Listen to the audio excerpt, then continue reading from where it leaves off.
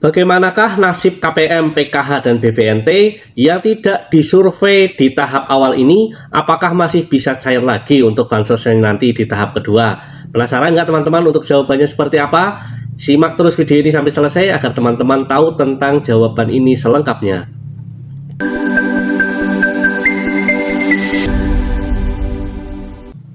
Assalamualaikum warahmatullahi wabarakatuh. Halo teman-teman semua, kembali lagi bersama channel Cek Bansos, channel yang membahas dan menginformasikan seputar bantuan sosial dari pemerintah.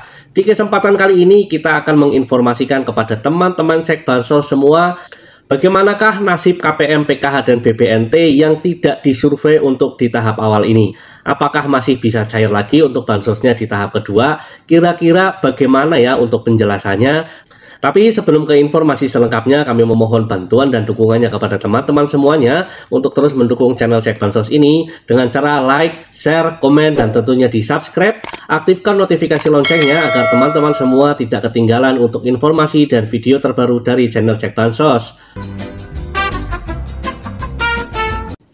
Baiklah teman-teman, kita langsung saja ke informasi selengkapnya mengenai jawaban apakah nasib PKH dan BPNT ini yang namanya tidak disurvei untuk tahap awal ini, apakah masih bisa cair lagi untuk bantuan sosial di tahap keduanya. Teman-teman perlu diketahui dulu ya, bahwa untuk survei awal ground check DTSN ini adalah yang dilakukan di seluruh wilayah Indonesia berjumlah 12,2 juta KPM yang akan disurvei, dan nama-nama yang akan disurvei pun ini juga sudah muncul di aplikasi Sigma para pendamping PKH atau para pendamping sosialnya. Kemudian yang jadi pertanyaan adalah bagaimanakah nasib para KPM yang tidak ada namanya untuk disurvei? Nah, tentunya ini pertanyaan yang paling banyak ditanyakan oleh para KPM di seluruh Indonesia. Kalau belum tahu tentang informasi ini, simak terus video ini sampai selesai agar teman-teman tahu tentang jawabannya dan tidak gagal paham untuk menerima informasi ini selengkapnya. Jadi teman-teman, begini jawabannya. Apakah memang teman-teman ini nanti masih bisa mendapatkan bantuan sosialnya atau tidak? Yang pertama adalah selama teman-teman ini bantuan sosial untuk di tahap pertama ini masih bisa cair ya teman-teman, untuk di bulan Februari kemarin sampai batas akhir nanti tahap ke-1 di tanggal 31 masih bisa cair. Ini kemungkinan masih juga terdaftar di DTSEN. Jadi teman-teman, nanti ketika sudah berubah menjadi TSN, ini KPM yang sudah melakukan pencairan ini pun masuk secara otomatis ke dalam tahapan DTSEN. Jadi itu untuk yang pertama. Kemudian yang kedua adalah kalau teman-teman mempunyai alamat yang sesuai dengan NIK KTP, dan selama ini juga teman-teman tidak berpindah alamat ya teman-teman. Dan jikalau teman-teman ingin mengajukan perpindahan alamat, lakukan sesuai dengan tahapan-tahapan yang diarahkan oleh para pendamping sosial atau para operator DTKS. Karena apa teman-teman? Karena ketika nanti nama teman-teman ini muncul untuk survei di tahapan selanjutnya, teman-teman sudah mengupdate untuk alamat yang terbaru sehingga nanti tidak muncul yang namanya tidak padan domisili atau tidak padan dukcapil. Nah, itu titik aman yang kedua teman-teman. Jadi selama teman-teman ini masih dalam kategori layak untuk mendapatkan bantuan sosialnya, teman-teman masih bisa cair bantuan sosialnya di tahap ke-1 ini, teman-teman tidak berpindah alamat ya. Kemudian teman-teman juga tidak membeli barang mewah di atas 30 juta selama menunggu untuk proses adanya survei ground check DTSN tahap kedua. Insya Allah teman-teman masih akan terdaftar di DTSEN. Walaupun ini belum muncul untuk daftar nama-nama para KPM yang akan melakukan pencairan untuk tahap kedua.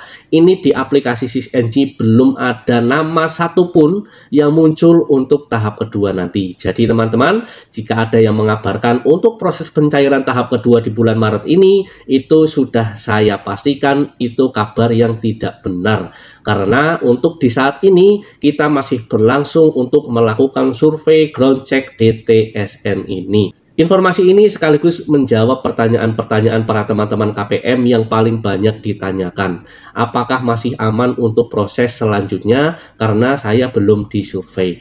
Seperti yang sudah saya jelaskan ya tadi teman-teman, selama teman-teman ini masih bertempat tinggal sesuai dengan domisili, kemudian teman-teman masih aktif terdaftar yang sudah melakukan proses pencairan di tahap 1, insya Allah teman-teman masih bisa terdaftar di DTSEN. Setelah teman-teman untuk muncul di data DTSN ini ya teman-teman, nanti teman-teman insya Allah akan tetap terdaftar sebagai para penerima bantuan sosial untuk tahap kedua. Dan nanti ketika ada untuk survei lanjutan tahap kedua, pasti teman-teman akan dilakukan survei. Ditunggu saja informasinya, pasti nanti akan diinformasikan oleh para pendamping sosial melalui Pak RT atau melalui Pak RW setempat, yang nanti akan diinformasikan oleh para pendamping sosial ketika nama teman-teman ini sudah muncul di aplikasi Sigma para pendamping sosial atau para pendamping PKH. Karena untuk tahap yang pertama ini yang menjadi prioritas yang untuk disurvei adalah nama-nama yang keluar di aplikasi Sigma. Kalau tidak ada nama di aplikasi tersebut ya tidak akan disurvei teman-teman ya. Nanti kita tunggu untuk proses tahapan selanjutnya yang akan dilakukan survei untuk tahap kedua bagi KPM yang nanti muncul untuk tahap kedua di aplikasi Sigma para pendamping sosial.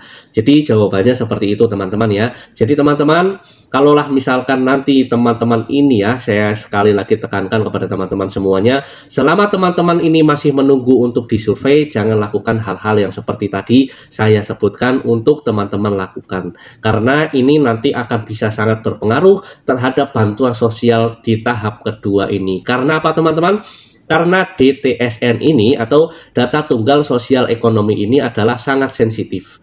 Begitu teman-teman terindikasi sudah mampu atau teman-teman terindikasi sudah sejahtera, maka pasti akan digantikan oleh para KPM baru yang selama ini belum pernah mendapatkan bantuan sosial yang dinyatakan layak oleh para pendamping sosial, para dinas sosial, para kementerian sosial, yang kemudian akan otomatis menggantikan KPM yang sudah sejahtera dan mampu atau mapan secara perekonomian atau finansialnya. Jadi teman-teman, informasi ini sekaligus menegaskan bahwa untuk proses penyaluran PKH dan BPNT tahap kedua, bisa saja KPM yang tadi di tahap 1 sudah cair, di tahap kedua bisa tidak cair karena setelah dilakukan survei, dinyatakan mampu dan dinyatakan tidak layak untuk mendapatkan bantuan sosialnya. Tapi saya doakan mudah-mudahan teman-teman semuanya agar nanti masih bisa terdaftar untuk di DTSN sehingga masih bisa menikmati bantuan sosial dari pemerintah yang masih dinyatakan layak oleh pemerintah dan masih bisa dinyatakan layak oleh para petugas yang nanti akan datang untuk mengsurvei langsung ke rumah para KPM tersebut. Nah, jadi jawabannya seperti itu teman-teman ya. Kira-kira apakah teman-teman ini masih ada pertanyaan? Nanti ditulis di kolom komentar saja. Insya Allah nanti kita akan bantu jawab. Nah, kira-kira teman-teman seperti itu informasi di kesempatan kali ini. Mudah-mudahan bisa bermanfaat bagi teman-teman semuanya. Terima kasih sudah menonton video ini sampai selesai. Saya pamit undur diri. Wassalamualaikum warahmatullahi wabarakatuh.